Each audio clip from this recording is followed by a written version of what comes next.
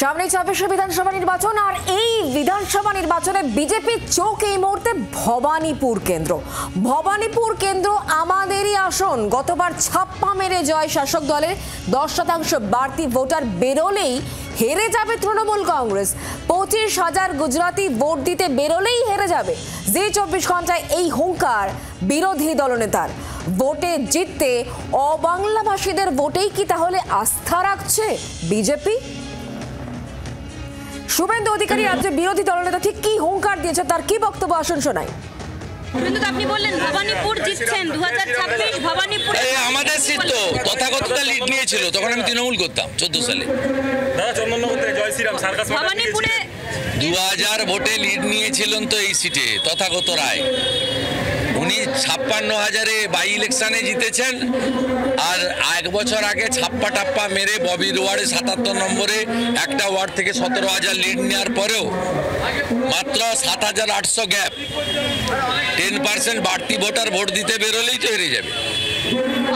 25,000 Gujarati vote দিতে গেলেই তো হেরে যাবে, আর কিছু লাগবে না। বলবেন ভবানীপুরের বাসিন্দাদের, কারণ যখনই এটা জনগণকে জিজ্ঞেস করবেন, পুলিশ না থাকলে ক্যামেরা অফ করে রাখবেন, এরা বলে দিবে কি কষ্টে আছে, এরা বলে দিবে, আমাকে বলতে হবে।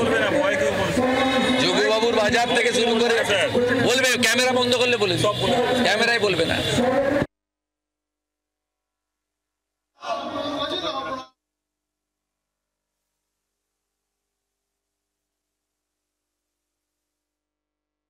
অধিকারীর বক্তব্য আপনারা শুনতে পেলেন, এবং তিনি বলছেন যে 25,000 গুজরাটি ভোট দিতে বেরোলেই হেরে যাবে, এমনই দাবি তিনি করছেন। এই হুঙ্কার তার।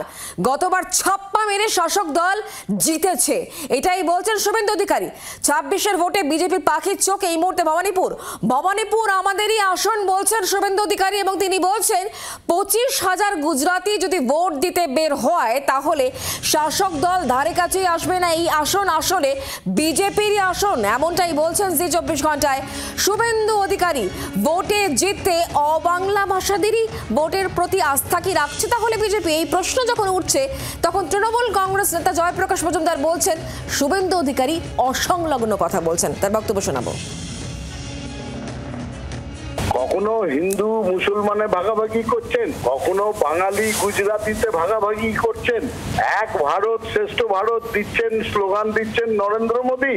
আর শুভেন্দু এখানে কখনো বলছেন যে আমরা কালীগঞ্জ আমরা ধরিনি, জেতার জন্য কোনো চেষ্টাই করিনি, কোনো ম্যাটার করে না কালীগঞ্জের পরাজয়। এবং 2026-এর ইলেকশনের পরে এটাই চলে যাবে অন্যদিকে যে আমরা বাংলা দখলের চেষ্টাই করিনি, বাংলাটা আমাদের কাছে ম্যাটারই করে না। আজকে যেভাবে কালীগঞ্জের কথা বলেছেন, 2026-এর পরে বাংলার কথা, এবং বাংলা বিজেপির কাছে গুরুত্বপূর্ণ নয়, আমরা চেষ্টা করিনি, এটাই ওর গলায়।